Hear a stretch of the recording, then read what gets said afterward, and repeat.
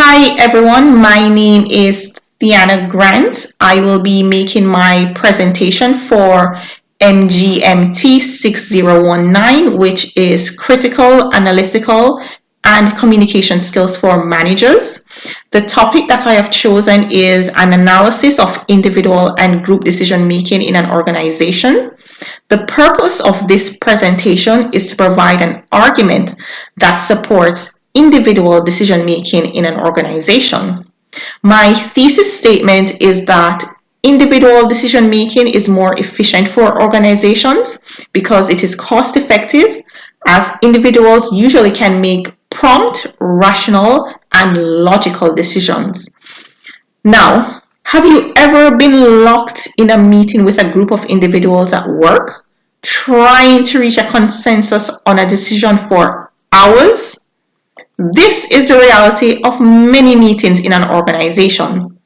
The meeting then ends after several hours and no decision is made.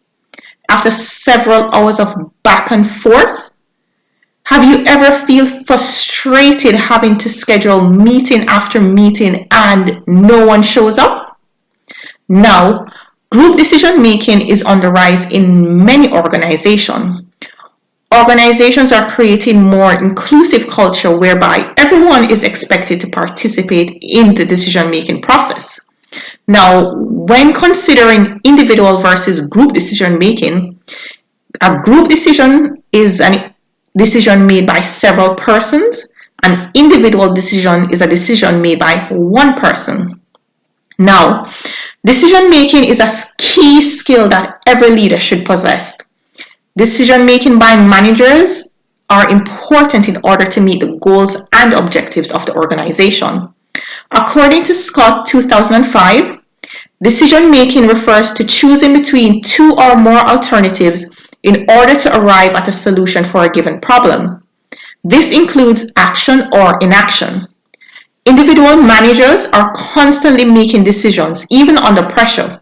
And these decisions have a stronger impact on the organization and its employees. Individual decision making is quick and generally cost effective because it does not require gathering others and schedule a meeting or even multiple meetings. It is more efficient to be used in an organization. Individuals can be rational and decisive decision makers.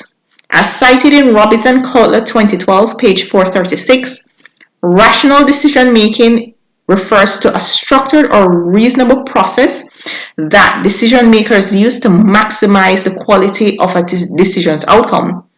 These decisions follow a process or order from problem to solution. Rational decision-making is objective, unbiased, and based on facts and reason, cited in Business Strategy 2003. As a manager, if the business is deciding whether or not to enter a new market space to expand the business, we will look at the competitors, the costs and alternatives, complete a cost-benefit analysis, and even a risk assessment. This adds a layer of accountability. An individual can be held accountable for the decision made. Individuals do not escape responsibilities. They are held accountable for their acts and performance. Another view, an individual generally makes prompt decisions. While a group is dominated by various people, making a decision can be very time-consuming. Moreover, assembling a group of people consumes a lot of time. An individual can use their own intuition and views. Every manager, anyone making a decision, should trust their intuition. Intuitive decision making refers to making a decision without conscious reasoning.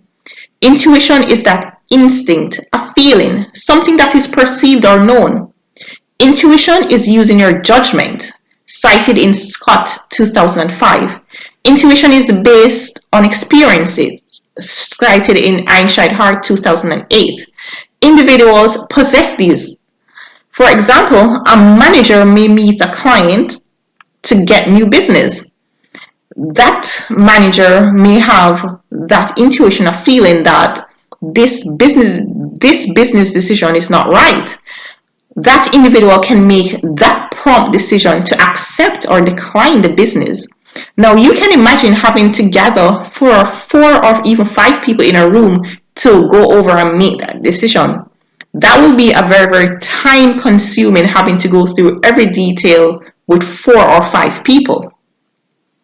Now, individuals are creative and can make a decision on the spot.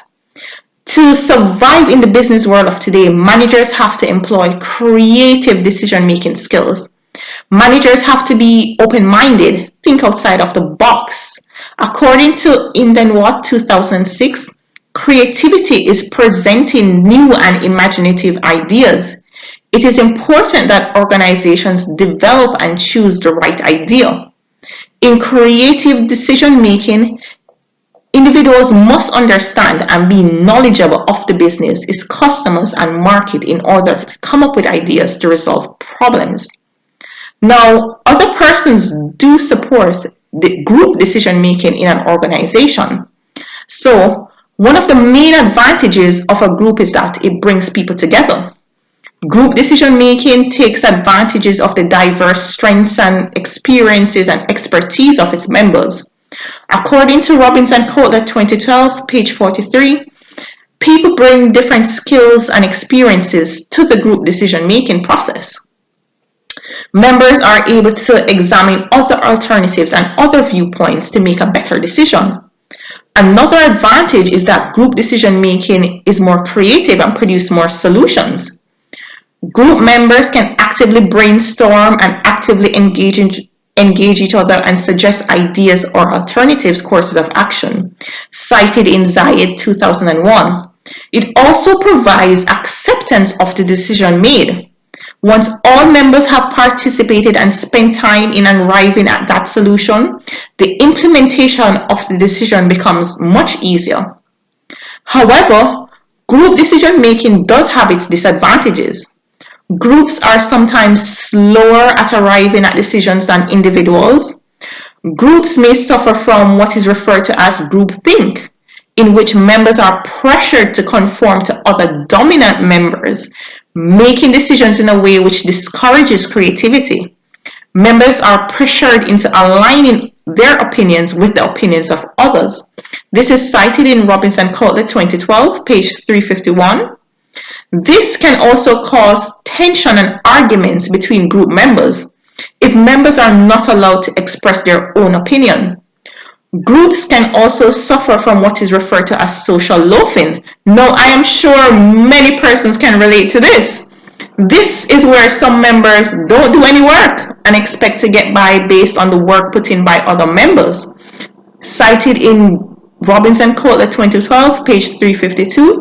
And of course, most persons have experienced this. Being in a group, having to do all the work, make all the decisions, and other members just don't do anything at all. In conclusion, there will always be instances when an organization must decide to use individual or group decision making.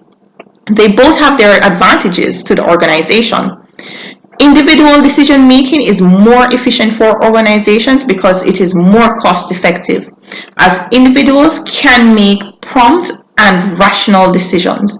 Above all else, individual decision making provides accountability. Thank you for listening to my presentation. I am Thianna Grant.